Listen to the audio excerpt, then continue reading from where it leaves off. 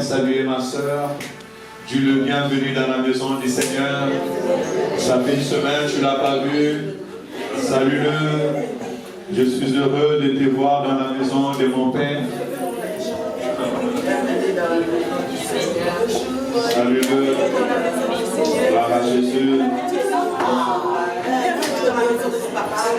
Alléluia. Salut ton frère. Salut ta soeur. Et Dieu vous bénisse. Gloire à Jésus. Gloire à Jésus.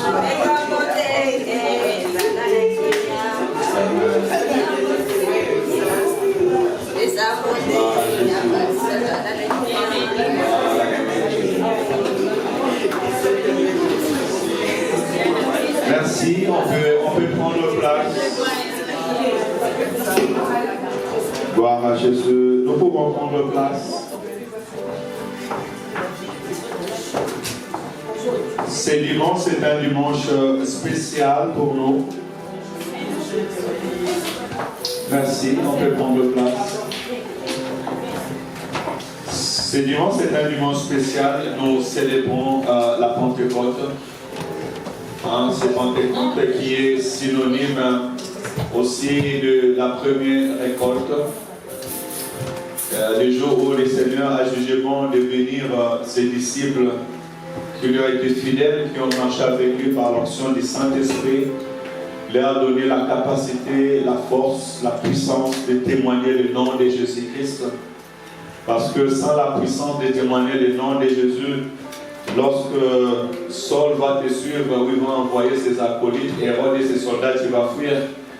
Et quand les souverains sacrificateurs vont te dire, tais-toi, tu vas te taire.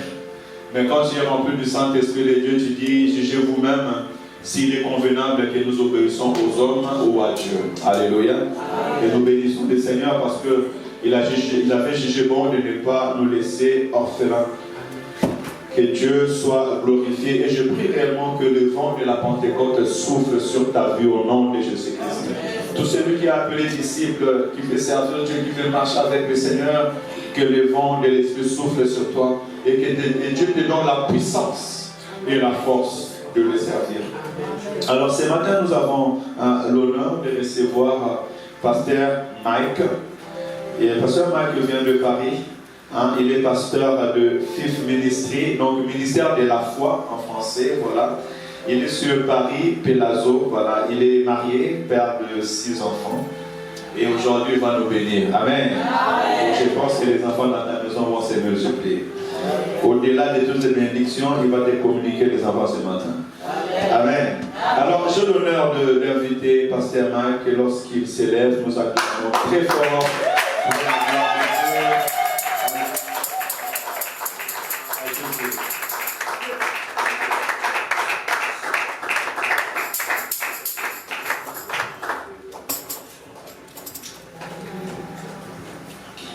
Est-ce qu'on peut continuer à acclamer ces deux?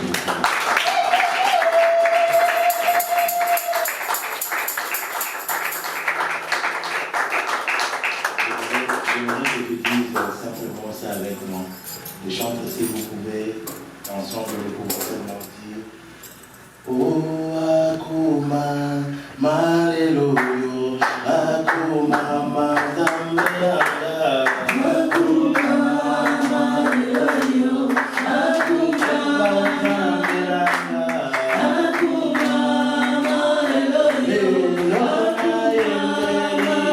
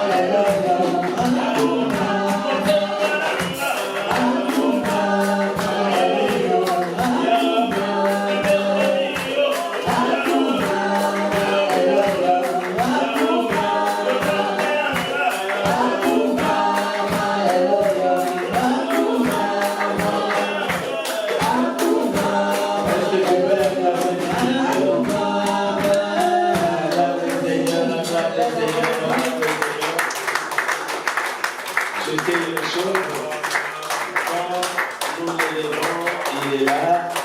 Quand nous l'élevons, il descend. Amen. Que le Seigneur te bénisse. Merci, cher chantre. Vous êtes magnifique. J'ai envie de vous emballer, mais merci, soyez bénis. Nous vous aimons. Merci beaucoup. Il y a la personne qui est à côté de toi. Sois béni parce que tu es assis à côté de moi. Même si c'est ton mari, sois béni parce que tu es assis à côté de moi. Tu es un sujet de bénédiction. Amen. Tu es un sujet de bénédiction. Que le Seigneur vous bénisse énormément. Je verrai. Est-ce qu'on peut mettre une mélodie de fin, s'il vous plaît? Gloire soit rendue à notre Dieu. J'ai béni le Seigneur parce que le Seigneur a permis que nous puissions nous retrouver cet avant-midi. Je sais que chez lui, il n'y a rien d'hasard. Amen. Cela a été prévu depuis le commencement et nous lui rendons honneur et grâce. Amen. Et nous disons merci et je dis merci infiniment à l'ange de la maison, le pasteur chéri. Vous avez un pasteur merveilleux. Amen. Vous savez, très souvent, nous ne nous rendons pas compte des grâces et des dons que Dieu nous a donnés. Et trop tard que nous nous rendons compte que nous avons de bonnes personnes autour de nous. Vous savez, ce qui est tellement regrettable aujourd'hui, c'est que nous sommes dans les églises, nous passons tout notre temps à combattre les pasteurs, tout notre temps à vouloir les détruire. Mais il y a une chose, nous ne nous rendons pas compte des choses que les pasteurs font en secret. Amen. Et combien de nuits nous brisons, combien de familles, nos propres familles, nous détruisons pour l'Église. Nos enfants sont sacrifiés, nos femmes sont sacrifiées, afin que l'Église de Dieu aille de l'avant. Alors, la moindre des choses que nous pouvons faire, c'est d'honorer de tels hommes. Alors, Église, aidez-moi à honorer l'ange de la maison, le pasteur Chéri. C'est comme ça qu'on honore un père. Est-ce que c'est comme ça qu'on honore un père? Tu es assis vraiment. Tu es assis vraiment. C'est comme ça qu'on honore un père. C'est comme ça qu'on honore un père. Que le Seigneur te bénisse, pasteur. Merci beaucoup de Dieu, merci. Merci et merci pour toute l'église. Merci à maman. Merci pour l'accueil, merci. Et sans oublier maman pasteur, moi je les appelle, ce sont les maillons faibles de l'église. Oui, ce sont les maillons faibles de l'église. Pour que les gens puissent nous toucher, il faut toucher à la maman. Et que le Seigneur te donne la force de supporter. Je vous aime. Si 3 personnes ne t'aiment pas, il y a 3000 personnes qui t'aiment. Alors focalise-toi sur les 3000 personnes. Que le Seigneur te bénisse, maman. Amen. Et merci à toi d'être venu ce matin, parce que tu es une bénédiction. Quand je suis entré dans cette église, j'ai ressenti l'atmosphère de la grandeur. Amen. Je n'ai pas vu le nombre, mais j'ai vu la grandeur. Vous savez, la grandeur commence d'abord par la spiritualité. Et la spiritualité engendre la grandeur. Tu ne peux pas être grand si spirituellement tu n'es pas grand. Est-ce que quelqu'un me comprend? Donc, quand je suis rentré en ce lieu, j'ai vu une grande église. J'ai dit à quelqu'un, tu es dans une bonne adresse. Amen. Tu es dans une bonne adresse.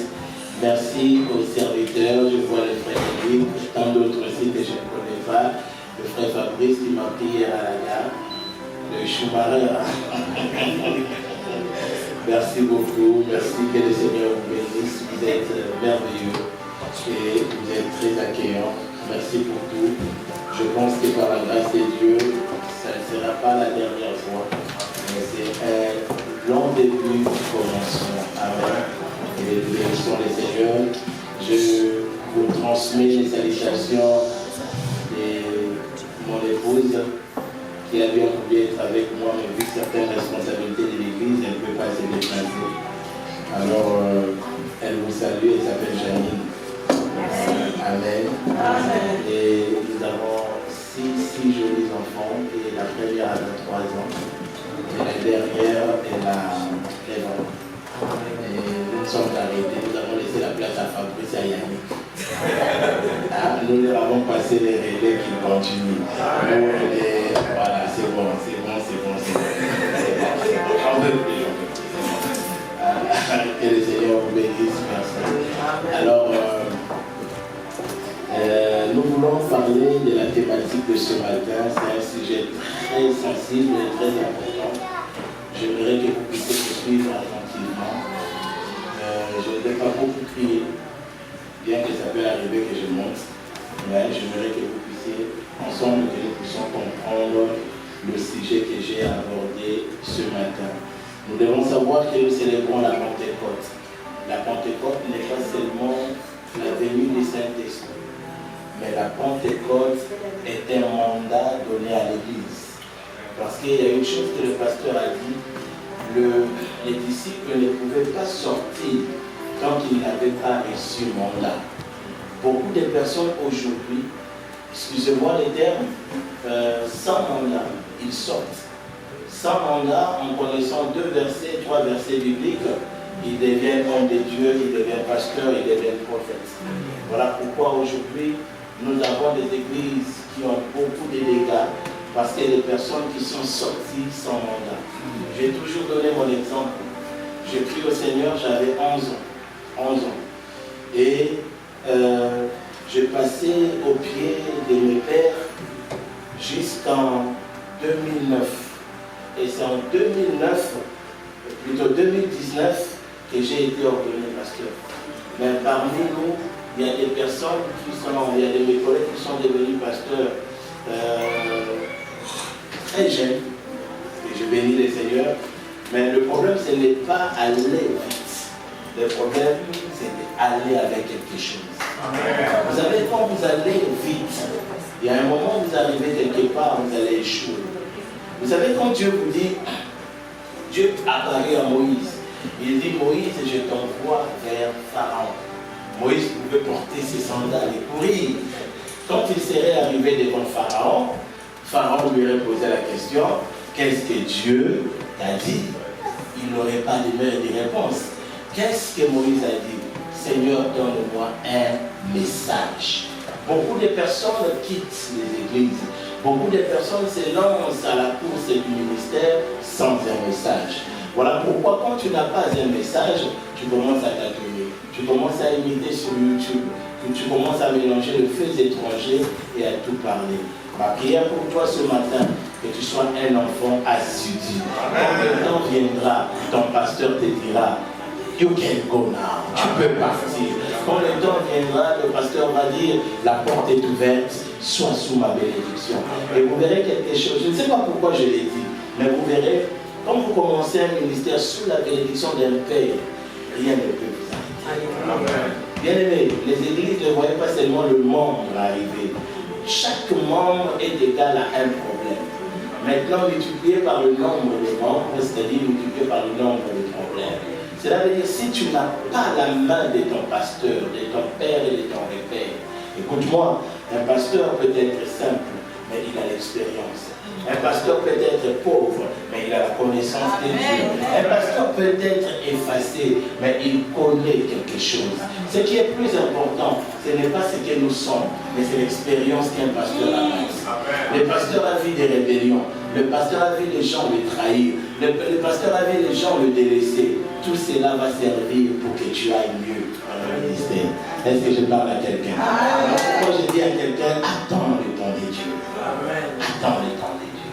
Ne détruis pas l'homme qui est devant, mais attends le temps de Dieu. Ne détruis pas la personne qui te nourrit, mais attends le temps de Dieu. Je Je ne peux pas commencer ce ministère, mon pasteur, excuse-moi. Je ne peux pas commencer ce message si je ne te parle pas de la paternité. Je ne peux pas commencer ce message si je ne fais pas asseoir la paternité. Parce que la spiritualité est un monde ordonné. Est-ce que quelqu'un me comprend? La spiritualité est un monde ordonné. Les choses se respectent. Les lois se respectent et les hauts gradés se respectent. Écoutez très bien, bien-aimé dans le Seigneur. Tu ne peux pas opérer en esprit si tu ne respectes pas ton Père. Amen, amen. La première des choses dans la spiritualité, tu dois savoir, il y a toujours une question qui se pose, que tu sois qui. On te pose toujours la question de qui es-tu, fils? Et cette question, tu dois la répondre. Tu ne peux pas échapper à cette question spirituelle. Les 7 fils de Sceva se sont dit, bon, nous avons reçu l'onction. Nous avons vu comment Paul opérait. On va aller passer à la délivrance. Ils arrivent, ils commençaient à chasser les démons. Pendant qu'ils chassaient les démons, le démon dit, mais qui sont ces gens qui me chassent? Le démon leur pose la question, qui êtes-vous? Et pourquoi me chassez-vous? Il dit, nous te chassons au nom de Jésus qui est l'apôtre Paul prêche. Le démon dit, mais non, je connais Paul, je connais Jésus, mais vous, qui êtes-vous?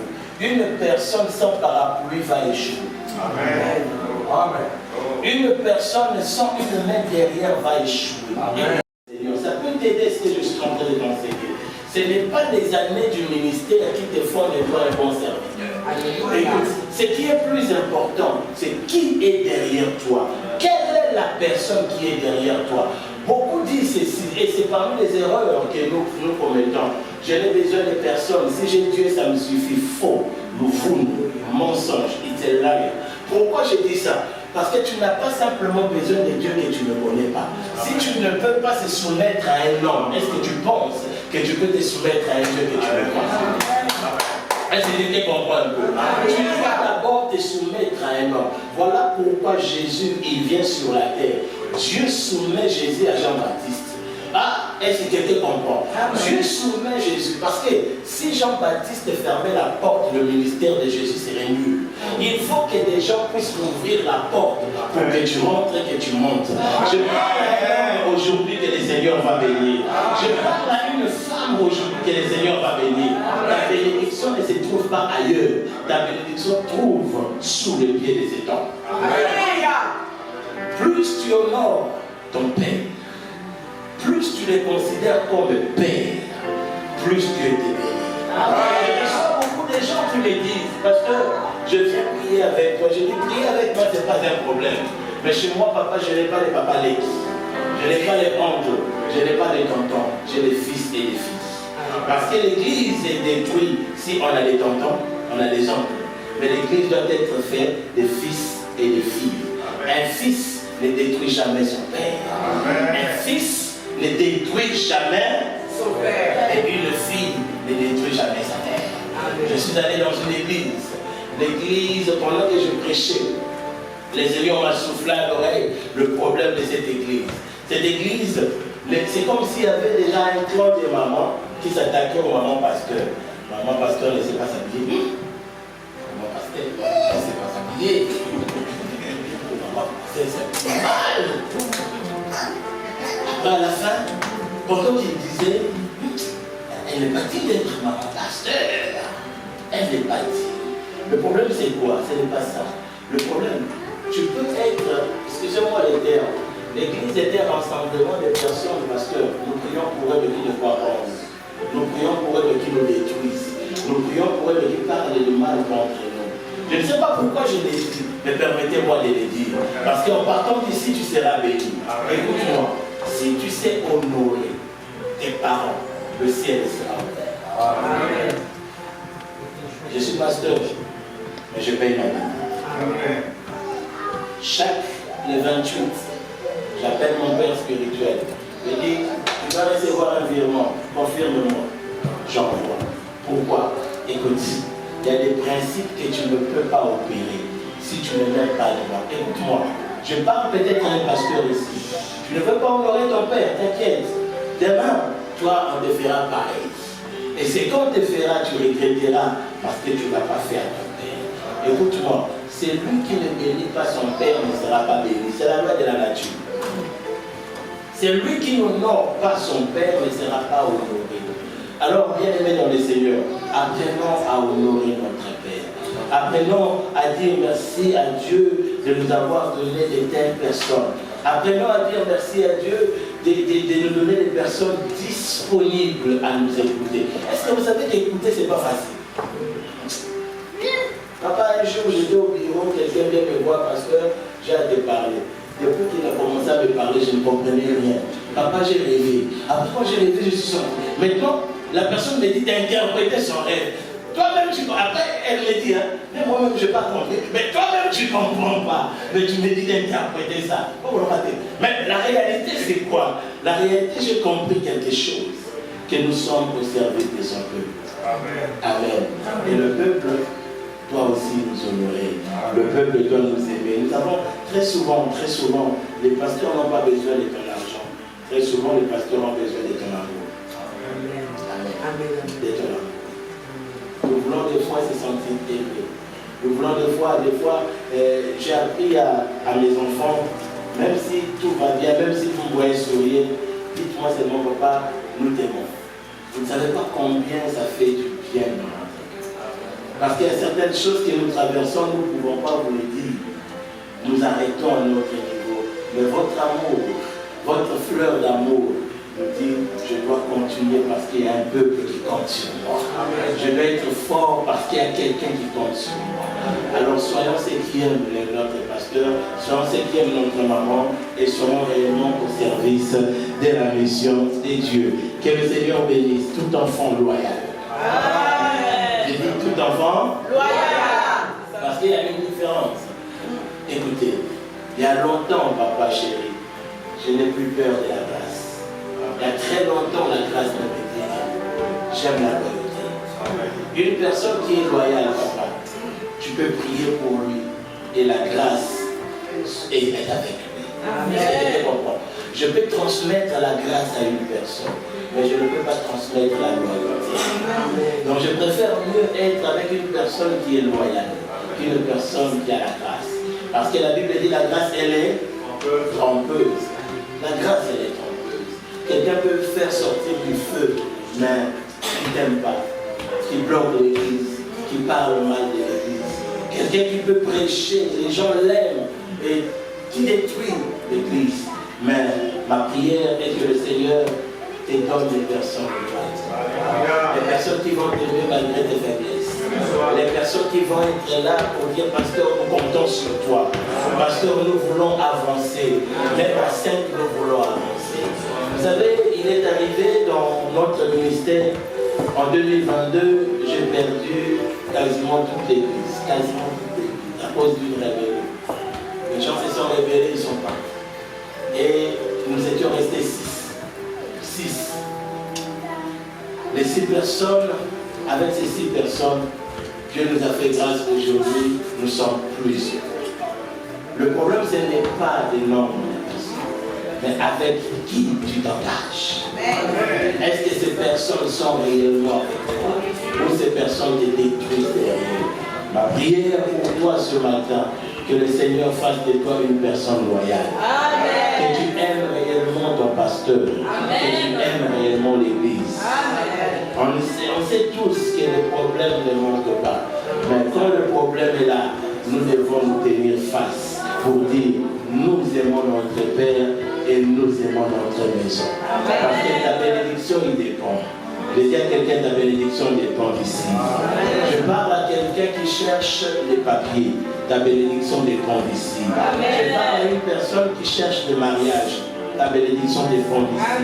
Je parle à une personne qui cherche des enfants. Ta bénédiction dépend d'ici. Pendant que je suis en train de parler, que le ciel s'ouvre et que tu sois béni. Pendant que je suis en train de parler, que le ciel s'ouvre et que tu sois béni. Parce que ta bénédiction dépend d'ici.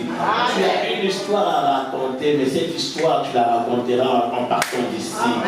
Tu diras, quand je suis venu dans cette église, je n'avais pas les papiers. Mais aujourd'hui, je suis l'égalité. Quand je suis dans cette église, je suis venu, j'étais célibataire. Aujourd'hui, je suis marié. Quand j'étais dans cette église avant, quand je suis arrivé, je n'avais pas des enfants. Aujourd'hui, je suis mère double. Je suis mère double. Parce que le Dieu de cette alliance est vivant. Est-ce que quelqu'un est béni ce matin? Est-ce que quelqu'un est béni? Donc, supporte-moi. Si je t'attaque un peu, comprends seulement le pasteur est attaqué. Supporte-moi. Ne dis pas, le pasteur là, il est comme ça, pourquoi? Non, supporte-moi. Si je t'attaque, ton cœur fait petit. Et non, ça c'est à moi. Que le Seigneur te bénisse. Alors nous vous aimons, voilà pourquoi nous parlons. Et nous voyons en vous une grande église et des potentiels énormes que vous devez mettre en place. Nous voyons en vous cette grâce et ma prière. Ce n'est pas ce que vous êtes aujourd'hui, mais ce que vous deviendrez demain. Amen. Ah oui, le présent n'est rien, Yannick, le présent n'est rien, mais le futur, c'est que tu deviendras avec Dieu. Je préfère commencer faiblement aujourd'hui et être grand demain, que d'être grand aujourd'hui et de terminer faible. Je parle à l'église et je prophétise avec ma main levée que le Dieu que tu es venu chercher en ce lieu, que ce Dieu t'élève au nom de Jésus. Avec ma main levée, je déclare que toute attaque qui a été dirigée contre toi ou contre cette église est bannie au nom de Jésus. Sous le son de ma voix, je déclare et je décrète que le Dieu que tu cherches en ce lieu, que ce Dieu t'élève, que ce Dieu te protège, que ce Dieu t'établisse au nom de Jésus. Nous pouvons nous asseoir, merci. Nous parlons des hôtels irréversibles de nos familles. Je vais parler, je sais que je ne pourrai pas terminer cet enseignement, c'est tellement énorme, mais quelques points je vais parler. Si le Seigneur nous permet, pourquoi pas un jour, nous devrions continuer. Mais nous sommes dans le livre des Genèse, chapitre 11. Nous allons commencer à partir du verset 24 jusqu'au verset 32. Suivez-moi et suivez la lecture attentivement. Genèse chapitre 11, verset 24 au verset 32. Les autels irréversibles de nos familles. Allons-y. Genèse 11, 24 à 32. Je lis au nom du Seigneur. Amen. À l'âge de 29 ans, Nachor eut pour fils Térak. Nachor, À l'âge de combien? Est-ce que tu peux sauter simplement le verset, parce que je vais donner un sens à ça. Tu peux sauter le verset, commence à partir du verset 22. Vas-y. à l'âge de 30 ans. À l'âge de combien? 30 ans. Retenez les âges. Aujourd'hui, je vais prêcher des âges. Donc, si tu as 60 ans, laisse-moi te dire que tu as 6 ans. Alors, vas-y. À l'âge de 30 ans, Sérik eut pour fils Nachor. Nachor. Sérik vécut 200 ans après la naissance de Nachor. Et il eut des fils et des filles. À l'âge de 29 ans, Nachor eut pour fils Térak. À l'âge de 29 ans, Nachor eut pour fils Térak. Mais Sérik a eu son fils à 30 ans. Térak a été engendré à 29 ans. Continue.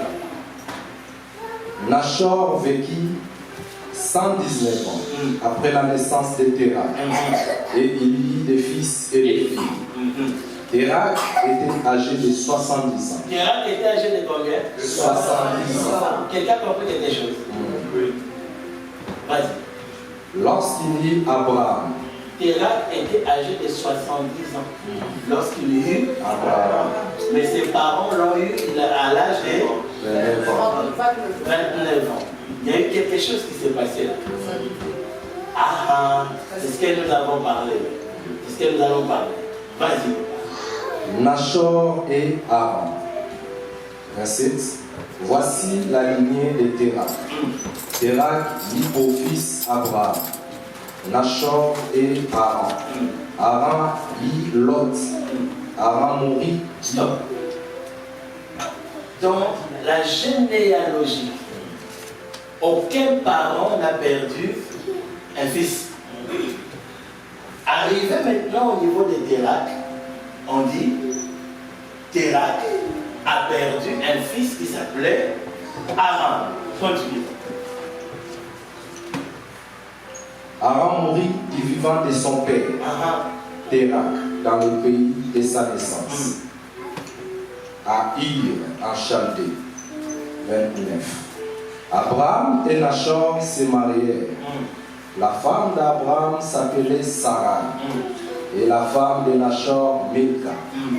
Elle était la fille d'Haran, qui était le père de Milka et de Gisca. Sarai était stérile, elle n'avait pas d'enfant. Térak a pris son fils Abraham, son petit-fils Lot. Sarah était comment? Stérile.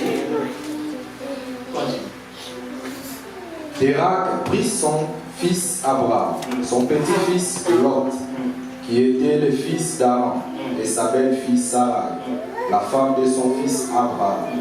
Ils sortirent ensemble d'Ir en Chaldée pour se rendre dans le pays des Canaan.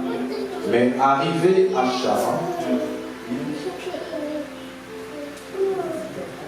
ils s'y installèrent. Oui. Et après? Térak vécut 205 ans, puis il mourut à Charan. C'est bon. Que le Seigneur bénisse sa parole. Nous pouvons nous asseoir. Merci beaucoup. Merci. Est-ce qu'on peut acclamer le Seigneur? Alors, suivez-moi très attentivement. Ce que je vais développer ce matin, ce serait pour toi une bénédiction. Amen. Amen. Et Dieu a voulu que nous puissions parler de cette parole le jour de la Pentecôte. Écoutez, je vais commencer par dire ceci. Je vais commencer par un petit exemple. Vous savez, avant, je prêchais très bien. Je prêchais très bien. Mais il y a des choses que je ne voyais pas s'accomplir. Je prêchais très bien. Mais l'église ne grandissait pas. Je prêchais très bien. Mais un combat d'instabilité qui était permanent dans ma vie. Et j'étais pasteur. Un jour, j'ai effectué un voyage en Angola. En termes de mission, j'arrive dans ma chambre d'hôtel. J'étais en train de prier. Pendant que je priais, le Seigneur m'a dit ton problème. Parce que j'avais beaucoup de questions. Seigneur, pourquoi l'église ne grandit pas? Si on a 30 personnes, le dimanche d'après, c'est 25 personnes. C'est comme s'il y a un problème, c'est comme s'il y a un vent qui fait fuir les fidèles. Seigneur, Dieu me dira, le problème, ce n'est pas l'église, mais le problème, c'est toi. C'est moi, pourquoi c'est moi? Alors je dis, Seigneur, réveille-moi.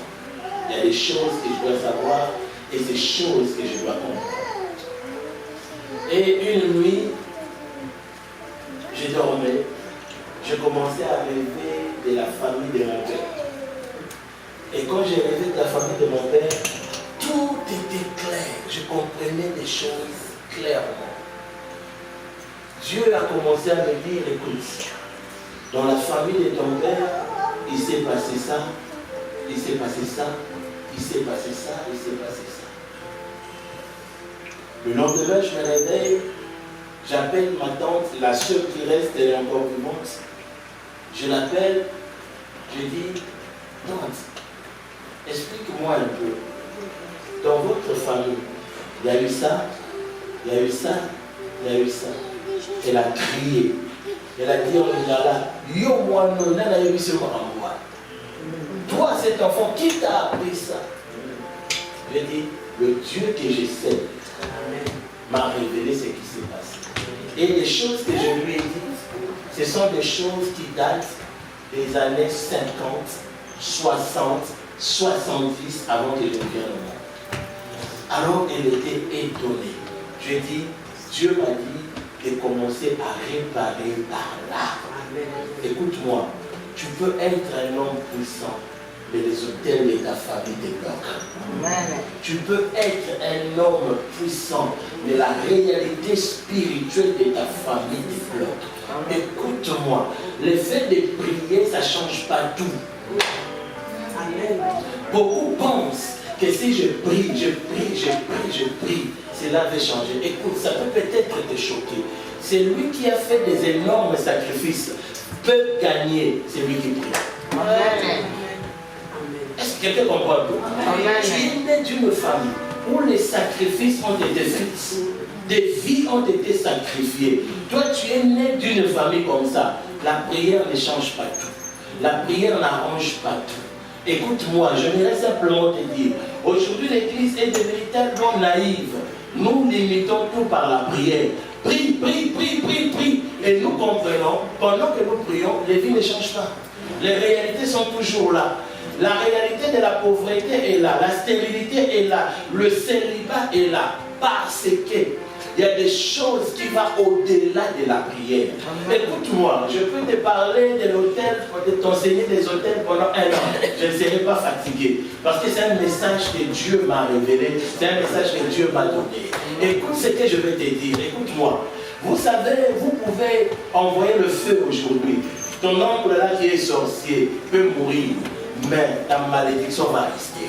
Le problème, ce n'est pas l'oncle qui est la cause de ta malédiction. L'oncle, quand il te maudit, l'oncle prend sa malédiction et pose ça sur l'autel. Cela veut dire, il peut mourir, mais l'autel reste. Quelqu'un comprend un peu? Donc tu peux envoyer le feu à ton oncle meurt, mais l'autel reste. Le problème, ce n'est pas l'oncle, mais le problème, l'oncle a compris que pour que ma malédiction soit générationnelle, je dois baser ça sur un autel. Même si je ne suis pas là, l'autel va continuer à travailler. Voilà pourquoi il y a certaines familles. Vous avez eu quelqu'un qui avait beaucoup d'argent, qui a rendu la famille pauvre. Cette personne est décédée. Mais jusqu'aujourd'hui, la famille croupit dans la pauvreté. Cela veut dire que quelqu'un comprend un peu. Dieu m'a révélé ces choses. Je suis rentré en France. J'ai commencé maintenant à comprendre. Et à partir de là, j'ai commencé non pas seulement à détruire les hôtels de la maison de mon père, mais j'ai commencé à bâtir des nouveaux hôtels pour moi-même. Vous savez, le problème, c'est quoi? Je voudrais peut-être te dire une vérité. Tu ne peux pas avoir une réalité où tu ne peux pas avoir des résultats exceptionnels si tu te comportes comme tout le monde. Amen, amen, amen. Quelqu'un comprend ce que je suis en train de dire? Tu ne peux pas être exceptionnel si tu es comme tout le monde. Tu ne peux pas devenir exceptionnel si tu parles comme tout le monde. Tu ne peux pas devenir exceptionnel si tu essaies de te sacrifier ou de sacrifier comme tout le monde. Il y a des choses que tu dois faire. C'est là que tu dois te dépasser toi-même. Est-ce que quelqu'un comprend un peu? Alors j'ai commencé à comprendre, je dois détruire les hôtels de la maison de mon père et commencer à bâtir d'autres hôtels. Et bien aimé dans les Seigneurs, je suis rentré au mois d'août. Je suis rentré au mois d'août. Je fais 1 mois de prière. Et pendant ce 1 mois, le Seigneur m'a enseigné, me parlait sur chaque détail des hôtels. Chaque détail des hôtels. Que personne ne vous trompe. Les hôtels sont une réalité spirituelle actuelle. Aujourd'hui, beaucoup de personnes, nos vies sont liées par rapport aux hôtels de nos familles. Nos vies sont liées par rapport aux hôtels de nos familles. Je reçois une personne, une de mes filles aujourd'hui délivrée. Je la reçois au bureau. Quand elle est venue, elle ne pouvait pas s'asseoir convenablement comme tu es assis. Elle s'asseyait comme ça, ouverte comme ça. J'ai dit, mais qu'est-ce qui se passe, ma fille? Elle me dit, pasteur, je ne peux pas m'asseoir convenablement. J'ai dit, pourquoi? Parce que j'ai une main qui me caresse partout.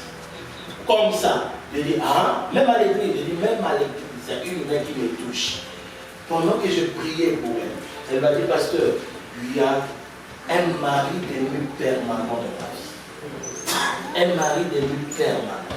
C'est-à-dire que même si, bien aimé, il y a la personne qui est à côté de toi qui doit les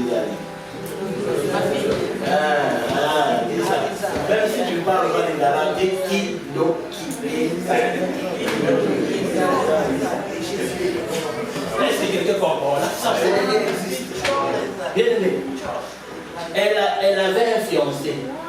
Pendant que son fiancé l'appelait le matin, le fiancé était en train d'attendre la voix d'un homme à côté. Mais pourtant, elle est seule dans la chambre. Le fiancé lui dit, mais la voix d'un homme que j'attends là, ça sort d'où? Je suis seul. J'entends la voix d'un homme. Bien aimé dans les Seigneur. Le fiancé dit non, Jérôme. Comme ça. Elle prend une autre. L'autre là, le fiancé rêve. Le fiancé rêve qu'il se bat avec un homme. Et cet homme-là se réclame comme étant le mari de sa fiancée. Et quand le fiancé se réveille, il y avait des griffes partout sur le dos de son fiancé. Le fiancé dit, hé, pardon. Vous comprenez un peu? Vous savez, quand nous avons commencé à prier pour la sœur, la délivrance, nous avons remarqué quelque chose. La personne qui opérait ça était son oncle, le seul oncle qu'ils avaient dans la famille, qui a transformé sa nièce à sa femme. Quelqu'un comprend un peu? Pour dire qu'il y a certaines réalités.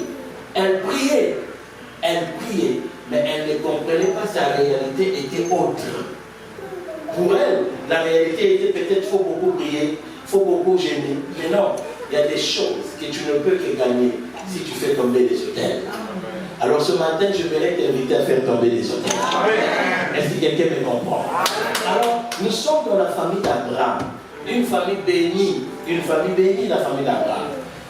Quand nous prêchons la famille d'Abraham, nous sommes contents. Mais il y a une réalité dans la famille d'Abraham que moi je n'irai pas vivre dans cette famille. Je n'irai pas vivre dans cette famille. La Bible dit qu'Abraham est né d'un père qui s'appelait Térak. Mais ce père Térak est sorti d'une lignée où il donnait naissance à 29 ans, à 30 ans, à 33 ans. Lisez tout le chapitre, vous verrez. Mais maintenant, arrivé au niveau de Térak, Térak bloque la fertilité de la lignée. Térak donne le premier enfant à 70 ans. Il fait rentrer un feu étranger dans la lignée. Beaucoup de familles, il y a des personnes qui ont fait entrer le feu étranger dans nos lignées. Il y a beaucoup de familles, que pendant que je suis en train de parler, qui ont ramené un feu étranger. Térak ramène la stérilité qui n'a jamais existé dans la femme. Alors, qu'est-ce qui arrive? Quand il ramène la stérilité, nous allons découvrir une chose, que Abraham, son premier fils, va aussi épouser une femme qui est stérile. Écoute-moi, chaque feu étranger dans ta famille sera lié à un hôtel quelque part aussi qui va te réclamer. Donc quelqu'un ne me comprend pas. Écoute-moi, si dans votre famille vous avez un hôtel de la sorcellerie, l'ennemi va se faire de son mieux pour que tu rencontres aussi une femme qui dans leur famille ont aussi un hôtel de la sorcellerie. Pourquoi? Parce que l'hôtel attire l'hôtel. Amen. Quelqu'un comprend ce que je suis en train de dire? Voilà pourquoi tu seras d'accord avec moi. Mais tu ne comprendras pas. Vous êtes d'abord une famille à problème. Maintenant ton frère va encore épouser une femme à problème. Parce que dans le monde spirituel, dans la lignée spirituelle, il y a une communication. Il y a une communication. Que tu ne veuilles pas, il y a une communication. Alors nous allons citer quelques hôtels de la famille d'Abraham. Nous avons le premier hôtel que nous avons appelé l'hôtel de la stérilité. L'hôtel de la stérilité, C'est l'autel que Térak amène dans la famille d'Abraham, ou dans sa lignée. Térak était stérile. Nous voyons qu'Abraham également était stérile. Abraham est allé épouser une femme aussi stérile. Donc c'est-à-dire stérile au carré. La stérilité au carré. Nous avons le premier autel que nous avons appelé l'autel de la stérilité. Nous avançons. Térak a eu 3 enfants. Et parmi les 3 enfants, il y a un enfant qui est décédé, qui s'appelait Aram. C'était le tout dernier. Le tout dernier, il meurt. Alors que dans la lignée de ses parents, aucun parent n'a perdu un fils. Mais lui, il perd un fils. Cela veut dire que nous avons donné cet autel, l'autel de la mort prématurée. Est-ce que vous savez que dans certaines familles, il y a d'autres familles qui n'atteignent jamais 60 ans?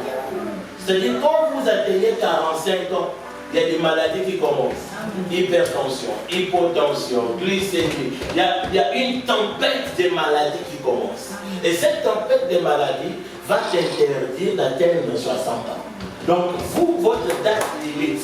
Et là, j'ai déjà enseigné, et je continue toujours de dire, si vos parents sont partis à moins de 50 ans, bien aimé, vous avez une course à détruire les hôtels. Ah oui, que personne ne vous trompe. Dans la loi spirituelle, ce qui a été, c'est ce qui est. Si tu ne détruis pas ce qui a détruit hier, cela te détruira aujourd'hui. Je voudrais dire aussi à une personne, si tu ne gagnes pas le combat de ta vie aujourd'hui, tu le veuilles ou pas, tu donneras cet héritage à tes enfants. Voilà pourquoi beaucoup de personnes, beaucoup de femmes ou beaucoup d'hommes, nous avons en nous les problématiques de nos parents. Tu verras par exemple, ton père était polygame. Toi tu dis, moi jamais je serai polygame. Jamais je serai polygame. Les dire avec la bouche, ça ne suffit pas. Mais tu verras, ton père quand même était courageux, il avait 2 femmes. Mais toi, comme tellement tu es faussard, tu es peureux, tu as une femme légitime et 5 copines. Cela veut dire que ton père est mieux que toi. Donc toi, tu as une femme et 5 copines. Donc je préfère être comme ton père qui avait 2 femmes légales que toi. Vous comprenez un peu? Si tu comprends ça, il y a un hôtel à renverser. Tu es sous l'alliance de ton père. Le problème seulement, ça change de forme et de temps.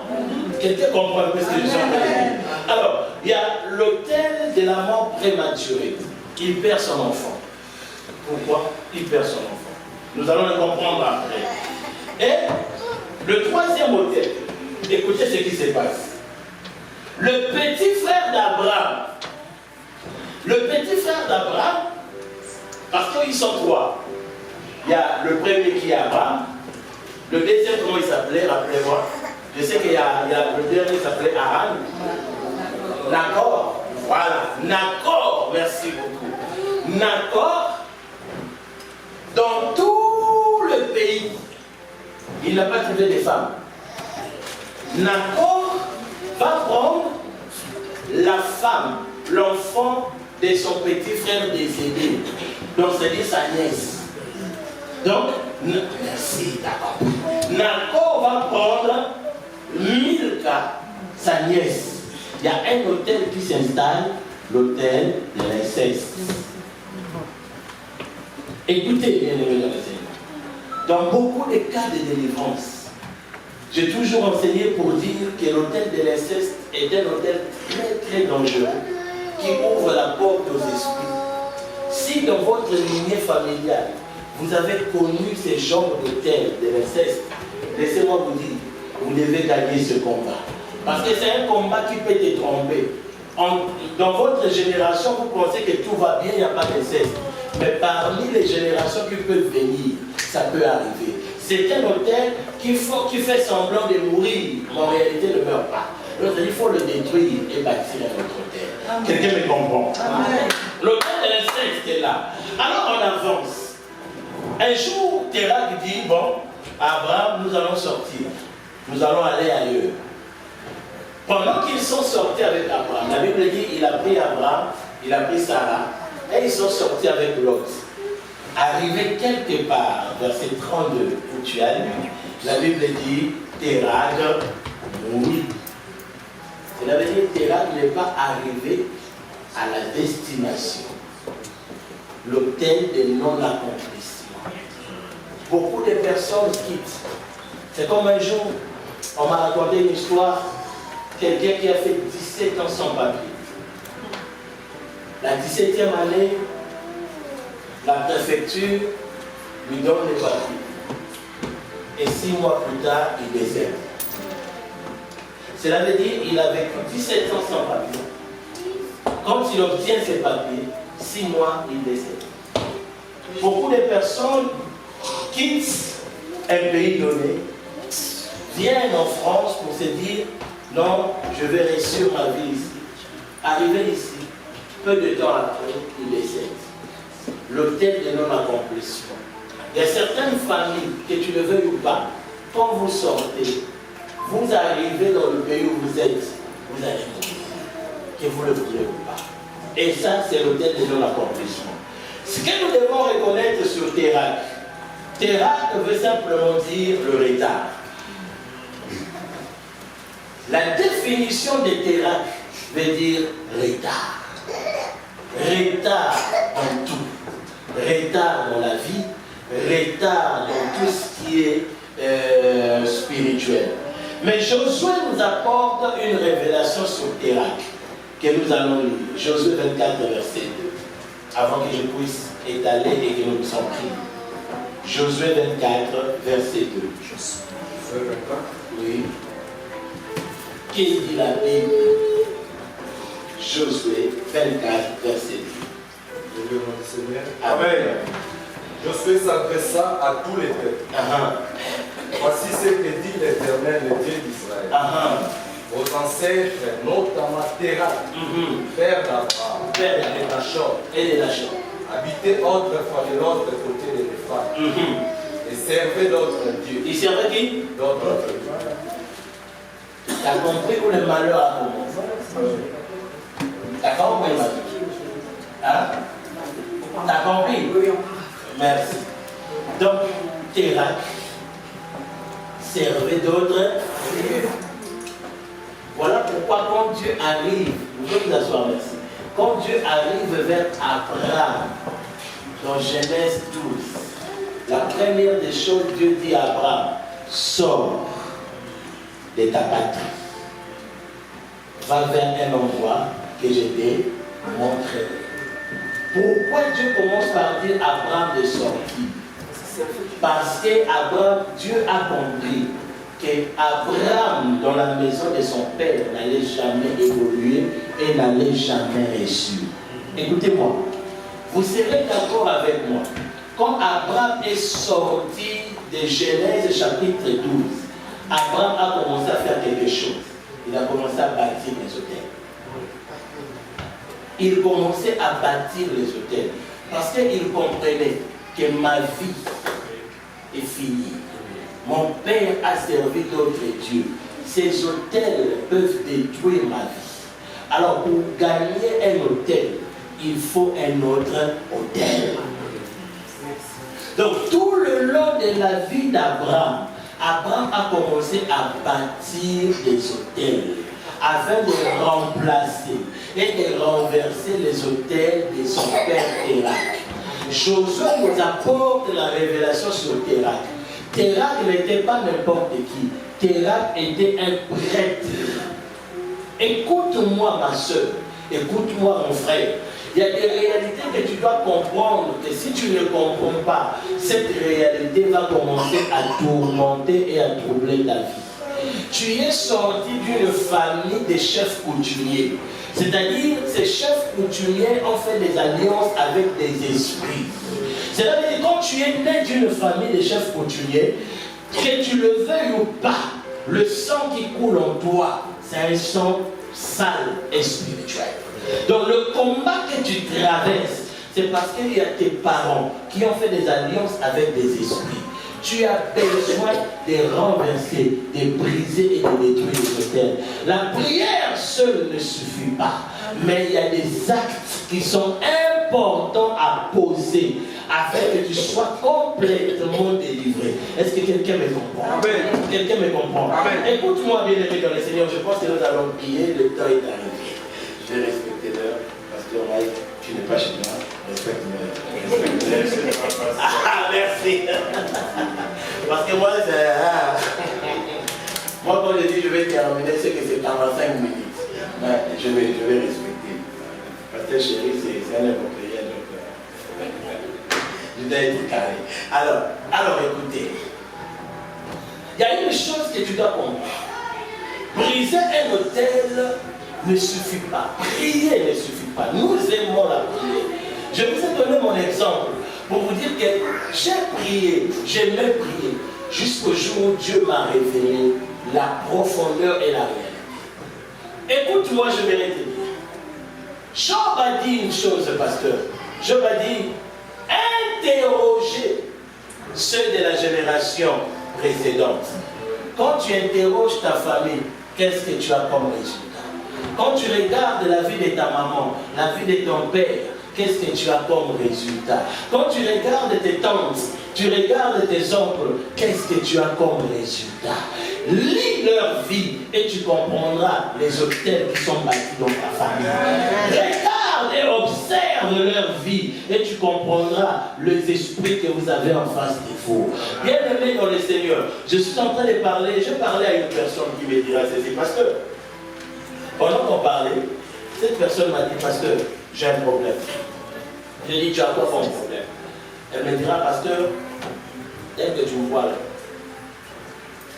quand je commence une relation, les hommes finissent par partir. C'est automatique. Je dis, ah bon, comment les hommes partent? Je dis, elle me dira, non, pasteur, même moi je ne comprends pas. Je peux tout faire, je peux m'humilier, écoute-moi, si tu as des problèmes spirituels, que tu le veuilles ou pas, l'homme partira. J'ai toujours enseigné maman en disant, l'homme ou la personne commence d'abord par te détester spirituellement. Et le corps est une enveloppe. Si quelqu'un te déteste, c'est que son esprit te déteste. Donc tout ce que tu peux faire, les matériels que tu peux lui donner, c'est rien. Tu peux t'humilier, chaque matin il marche sur toi. Il ne va toujours pas t'aider. Voilà pourquoi, pasteur, dans le cadre du ministère, j'ai toujours enseigné en disant, c'est lui qui veut partir, il est déjà parti. C'est ça la réalité. C'est lui qui veut partir, il est déjà parti. Parce que tout ce que tu peux faire, tu ne peux que regarder l'inévitable. Que tu le veuilles ou pas, ça va se... C'est bon. Alors, comprends avant que nous puissions prier. Il y a des personnes qui sont comme ça. Il y a des combats que tu fais face dans ta vie. Je t'amène aujourd'hui, les jours de la Pentecôte, à réfléchir sur toi. À comprendre quel est l'autel de ta famille qui te bloque.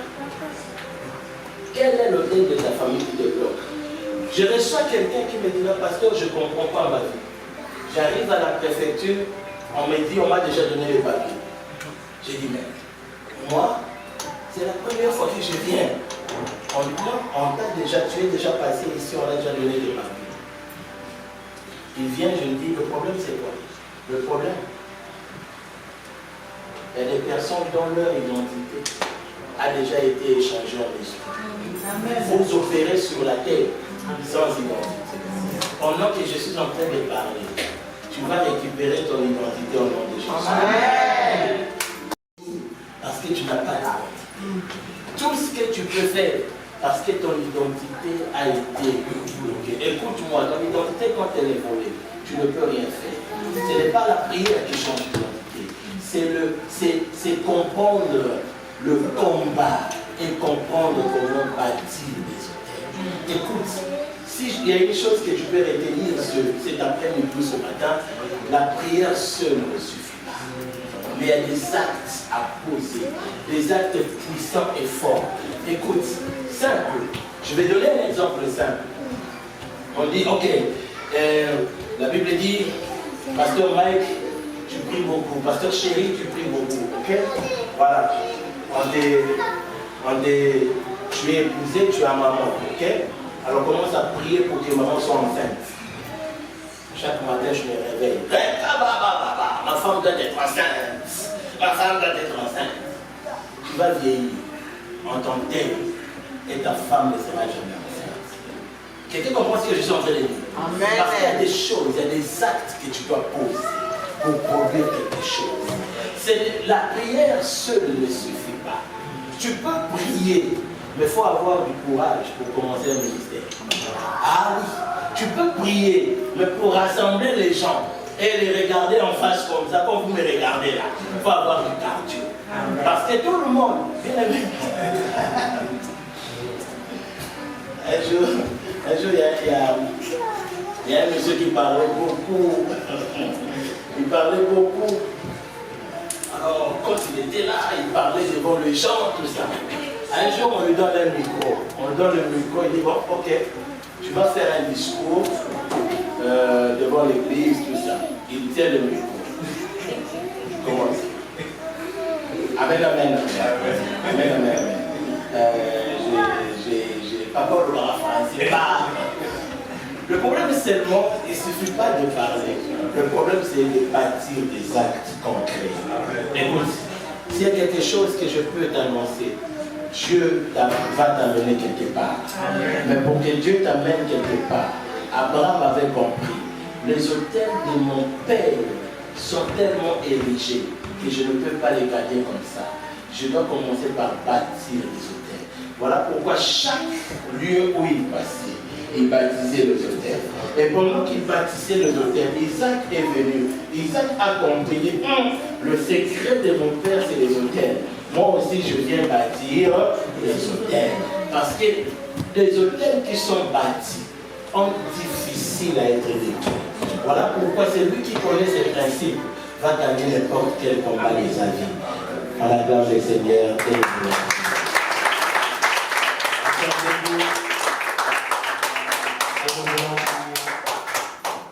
Permets-moi de prier avec toi. Permets-moi de prier avec toi. Et il y a des choses. J'ai dit ceci. Si tu te comportes comme tout le monde, tu auras des résultats comme tout le monde. Tu auras des résultats comme tout le monde. Lors de Dieu, je pense qu'on a essayé un peu de parler pendant qu'on était en voiture. Un jour, on arrive pour prendre la salle que j'avais allée. On arrive pour prendre cette salle. Le bailleur nous dit, il nous fait des calculs. Il dit la salle va vous coûter 100 000, 10 000 garantie et 10 000 avec tout ça. Voilà. Alors, on venait de sortir de la Covid, on n'avait pas l'argent. Je regarde mon épouse, j'ai dit, moi je fais cette salle. Et le problème, on n'a pas l'argent. On fait quoi? Je dis oui, on a un peu d'argent. L'argent qu'on avait mis de côté pour un apport, que nous puissions acheter la maison pour nous. Je dis, on va prendre cet argent et investir ça. Si tu veux opérer comme tout le monde, tu auras des résultats comme tout le monde. Écoute-moi ce que je suis en train de dire. Il y a ce renouvellement de mentalité ou de renouvellement de l'intelligence qui te pousse à opérer autrement. Tu es sorti d'une lignée à problème. Tu es sorti des combats. Tu ne peux pas opérer. Écoute-moi. Il y a d'autres familles, le mariage est facile. Mais il y a d'autres familles, pour se marier, il faut la prière. Il y a d'autres familles, avoir les enfants, c'est facile.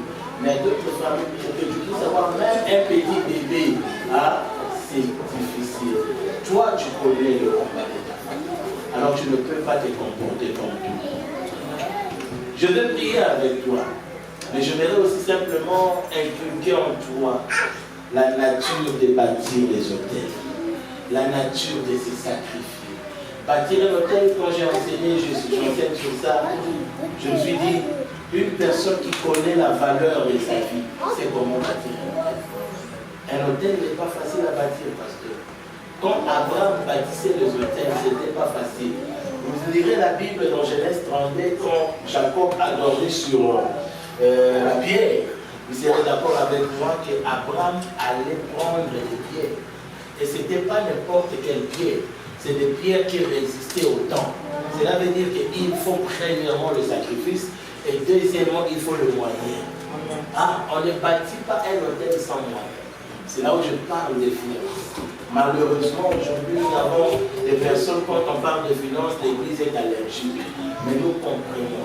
Tu ne peux pas gagner des combats spirituels sans finances. Est-ce que quelqu'un a? Tu as un problème de finances, mais tu veux gagner le combat de finances avec la prière. Faux, papa, laisse. On gagne le combat des finances par les finances. On gagne le combat des finances par les finances. Amen. Parce qu'il est arrivé dans notre église, j'ai dit, je vais bâtir l'hôtel pour l'église. Nous avons pris tous nos instruments, nous avons donné ça à une église. Quelqu'un comprend? Nous avons pris des chaises, nous avons donné ça à une église. Je dis parce que nous voulons bâtir l'hôtel. Aujourd'hui, même si on est combattu, les instruments que nous avons donnés dans ces églises, pendant qu'ils sont en train de jouer, c'est notre hôtel que nous avons bâti. Qu'est-ce que tu as bâti comme église ici dans cette église? Qu'est-ce que tu as bâti comme hôtel? Je voudrais dire à quelqu'un, je vais partir, je reviendrai. Mais je voudrais te dire, j'ai besoin des gens qui veulent réellement bâtir des hôtels. J'ai besoin des gens qui vont dire, pasteur, je prends un hôtel.